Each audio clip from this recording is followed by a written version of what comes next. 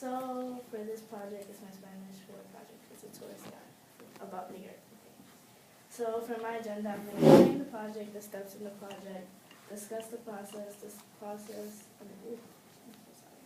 discuss what I learned from the project and what I would have done differently. And then I'll show my project and then I'll answer any questions you guys have. Okay. So for this project, students will create a Spanish language tourist guide that shares their personal opinions about New York City. Students will research the touristic places in NYC, museums, neighborhoods, parks, restaurants, activities, etc. And here are some essential questions. How is New York and what can we do in New York City? Okay. For this project, I have to make up a short to tell people that aren't from here about New York and what you can do in New York. Some of the histories about New York, museums, cultural activities, and that you can do. Important neighborhood streets, restaurants, and hotels. So for the steps of my project, I had to create an outline, search up information about New York, pick the important places I wanted to use, look up pictures of New York and these places. So here's my outline. This is the outline Mr. Perez gave me, and this is mine. I had to write all of this in Spanish. While trying to complete this project, I had to think of a title and a saying for New York. After I had to come up with some of these places that are good to go and visit. Along with that, I had to pick out some pictures. Okay, so I have some questions for you guys. What's your favorite museum in New York and why, if you have one? Transit Museum. Why? Because it's really interesting to see how the trains have developed over the years, and like you ride them every day, but you don't know like their history, and like the history of New York is very closely related to the history of the transit system. Plus, it's also the cheapest museum to go to. I've never heard of it. I'm gonna visit one day. Do you have a favorite museum, Mr. Proctor? I think it's the Met, just because it's got an insane amount of stuff in it. It's just like a great review for the world for the World History Test. There's Miss I have no idea. Gonzalez have one. Oh, Material Natural History, the Museum of Natural History. I love it. Yeah. Every time I go in there, I never want to leave. And the planetariums. Oh, the So cool. planetarium, oh my God.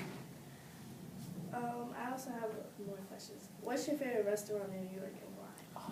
Joe Shanghai in Chinatown, because it has the best soup dumplings and scallion pancakes in the whole wide world. I don't know either.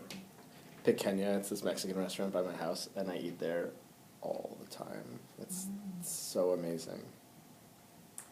You can actually, I can't pronounce it. It's before you get to the 3rd Avenue Bridge. It's an Asian place. I have to ask Adi. She knows the name. Chise or something like that. It's right here in the Bronx. It's great food. I will make sure to visit some of those places. Okay. Now, one last question. Is there any important streets you would tell someone who's not from you to visit, and if so, why?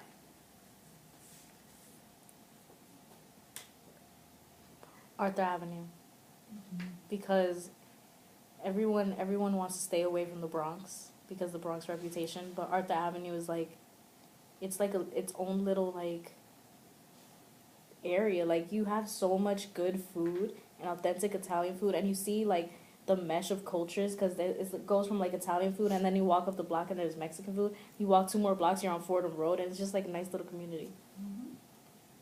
How about you, Mr. Backman?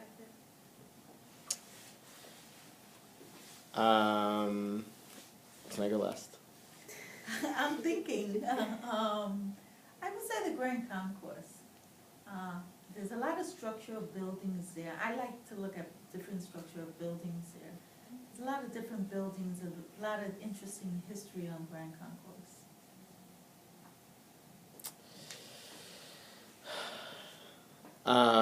I guess Broadway in downtown, just because it was like the foundation kind of the city, like that sort of area, and it's really interesting to think about how it spread outside of that. And it started as just this like tiny little thing, but now now it's a million times bigger.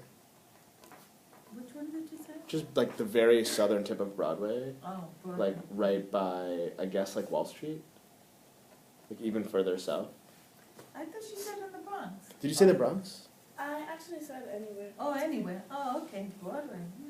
I mean, just like, I took my students on like a Occupy Wall Street / slavery walking tour, and we talked about like that whole area, and it I was think just, I went there with you guys. It was- Mr. Azra too, right? maybe. It was, I just learned so much looking at all the buildings from, Oh, we actually went to a Democrat thing, protesting there when they were down there. yeah, Zuccotti Wall Park's Street. like Yeah. right over there too, so that would be. So for the process, I'm going to be trying to answer how difficult was the process and how long did it take. So the process of my project wasn't as easy as I thought it was going to be, because I also had to include places where not only I thought was important to me or what I liked, but also what people outside would enjoy and be interested in. And I thought it wasn't going to be like, I thought it was going to be easy because it was like, I like practically grew up here and it was like, oh, it'll be easy. But then I realized I had to write everything in Spanish, and like I'm not that good at writing in Spanish. Let's see. So it was like I had to like get help from Mr. Perez and all that, and then I had to reference some of these websites where they were like tourist guides and the best hotels, restaurants. Yeah. So what I learned from this project, I learned that it wasn't actually easy, like I stated, and there were a lot of great restaurants and cultural activities. And especially that most of these places were like the top like 5-star and stuff like that, and I didn't even know about hotels like that. Like, here's one. Oh wow.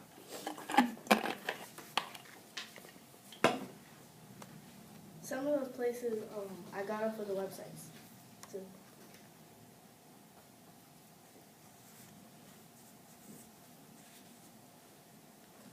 okay. So some changes that I would want to make on my project, I should have added color on the pictures. And I should have included more about the history of New York.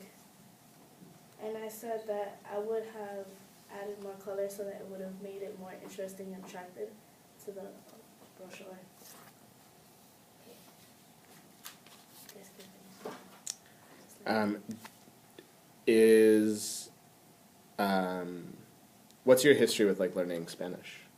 What do you exactly? Like, did you grow up learning Spanish? Is Spanish 4 a hard class? Like, are you going to take the AP test? Did you already take the LOT? I took the law already, and Spanish isn't really like difficult for me, but the only thing I have trouble with is like writing it because I feel like it's hard to spell out the words. And then sometimes I get mixed up with like the Spain Spanish and the Spanish I grew up with. It's not totally different, but there's different meanings to each of them. So Spanish 4 isn't that hard, but it's just the writing part. But other than that, it's pretty good.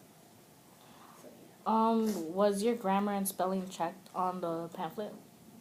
yeah, Mr. Perez. Okay.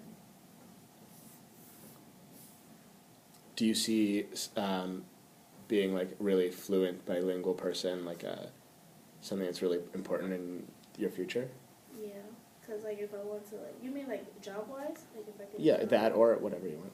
Yeah, because if I get a job, it's good to know that I speak both languages and stuff like that. Yeah. Are the skills that you've learned in this class and through this project, are they like skills that you see yourself like? Have you seen a big difference in like your like language acquisition? I've actually been more open to like speak Spanish now since I've taken it twice, because it happened that when my grandmother, she left to Puerto Rico, because I've been speaking Spanish since I was young. I used to speak it more with her, but then when she left, I didn't really have nobody to talk to like that, because she only knew Spanish, so I had to like learn it. So yeah. Any other question? I'm curious, since you're doing a tour guide in Spanish, right? And it's about the 5 boroughs. It seems like we only focused on Manhattan. There was no, what's the best thing in the Bronx, what's the best thing in Brooklyn, I was just looking for that because New York is huge. I didn't know if you were talking about New York City, New York State. So I think it's important next time to clarify if you're talking about New York City or if you're talking about New York State. And And tourist guide are very important if you just pinpoint and, what's the best in each borough. Especially for Latinos, because we like to just go to what we're familiar with instead of reaching out and looking at other things, which is basically what we should be doing, but. Have you thought about how you would change it? Have you thought about how you would make it better? You said like add more color, but like, have you thought about like a different organizational system based on what she's saying? Yeah. Like how you would structure it? I could have added more, like I could have added more pages to post all of the boroughs. I really never thought about that. Did you look at other guides to like model as a model for your guide? Mm-hmm. Okay. That was actually one of the links.